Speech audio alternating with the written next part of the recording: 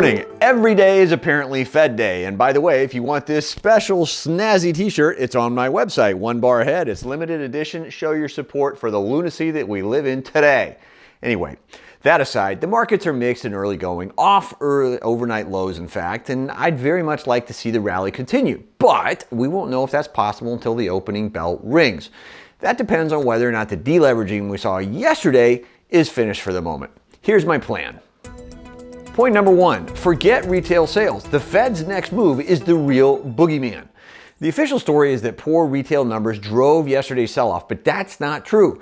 Big, highly leveraged traders are simply trying to get ahead of the Fed's next move. Remember, the market looks forward. They fear a temper tantrum, or a taper tantrum as the case may be, and they unloaded hard in the event that Fed Chair Jerome Powell said anything surprising during his remarks yesterday as part of a virtual town hall event for students and educators.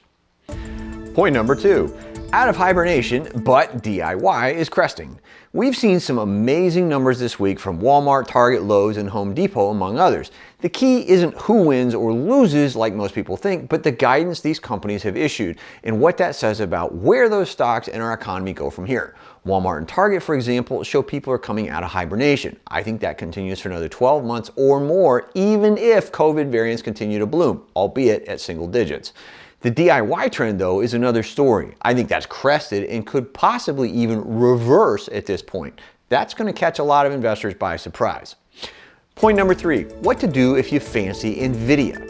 Nvidia is one of the greatest stocks out there at the moment, and it's set to report this afternoon after the closing bell against a backdrop of sky-high expectations from all sides.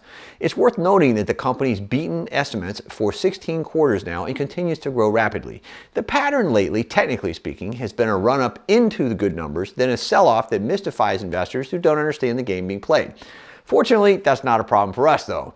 Consider selling cash secured puts before the closing bell today to take advantage of increased volatility. Or simply set a lowball order to buy on the cheap if prices drop tomorrow. Prior support is right in the 180 a share neighborhood. Point number four, China. That didn't take long, so buy defense stocks.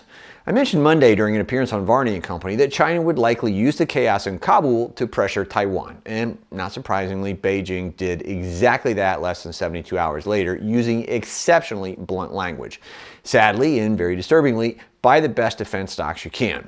Now, I just profiled one I consider best in class in the most recent issue of One Bar Ahead. If you're reading along, you already know what that is and why. If you're not, I hate holding back today because I really don't like doing that, but I've got to be fair to everybody in the One Bar Ahead family who's paid to access that research first. So thank you for understanding. Point number five, buying one of these Atlas robots will be cheaper than hiring 10 humans. Not immediately, of course, but sooner than many people think. That's key because robots do not take sick days, do not require vacations, and do not get distracted by smartphones or anything else for that matter.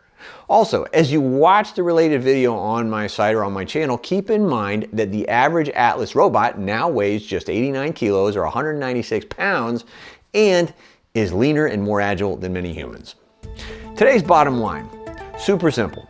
I hear frequently from people who don't want to risk anything. What they fail to grasp is that that means risking everything.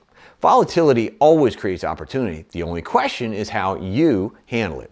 I'll be with you every step of the way. As always, get out there and make it a great day. I'm Keith Fitz-Gerald. See you tomorrow. Thank you for watching today's Morning 5 with Fitz. Click subscribe to get daily market notes right here on YouTube, or sign up for the email versions at the link below. You can also find me on Twitter and Instagram for my real-time thoughts on markets, analysis, and more.